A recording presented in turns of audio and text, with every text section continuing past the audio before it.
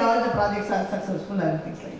The second thing is, in our institute at CET, most of you would have heard about this, we have something called Kurukshetra. This is completely managed and by students, but mentored by staff members. Where the unique selling point, I feel, is the innovation and fun they bring into competitions. And they have business, and it's also technology plus business. So building a business proposal as part of a 3-day conference. If they can do that, these competitions are very important.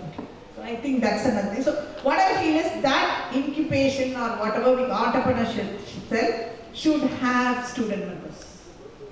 Student members, okay. Now there are people who are anyway interested in startups. Easy. Now, how do we bring these fence sitters into the startup sector? You have to show them success stories. That's the only way you can do it.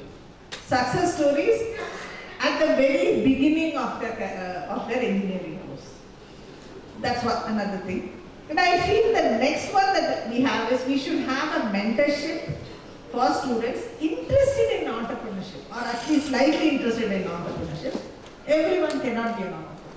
So for those people, we should have a mentorship starting from the first semester, where they go to, they have residential problems, they are mentored to go to the certain places, they are spoken. Right now we have it is not necessary, it should be physical contact, it can be through mail and things like that.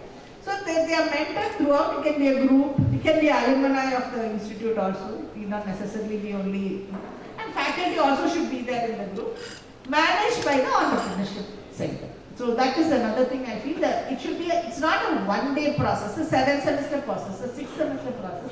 It has to start from the first semester.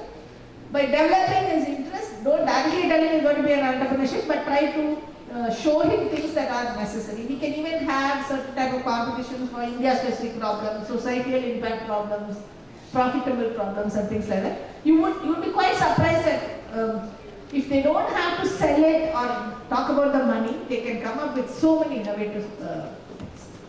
Money is the next step.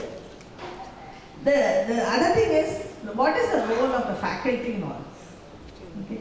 So can all faculty be motivational towards entrepreneurship for students? No, we have to recognize that. So putting such, necessarily having infrastructure for EDC, these has to come from the other side. It cannot be put as a rule. That's my opinion. Otherwise, it doesn't succeed. Okay. And the other thing that so the flexibility in the curriculum is very, very important.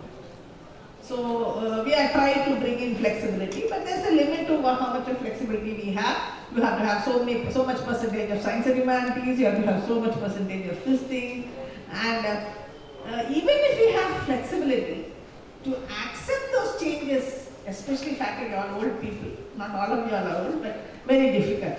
So can we think about having a stream, a separate stream within this for entrepreneurship? That is what I'm saying is, they just take the electives differently, they do the mini projects differently,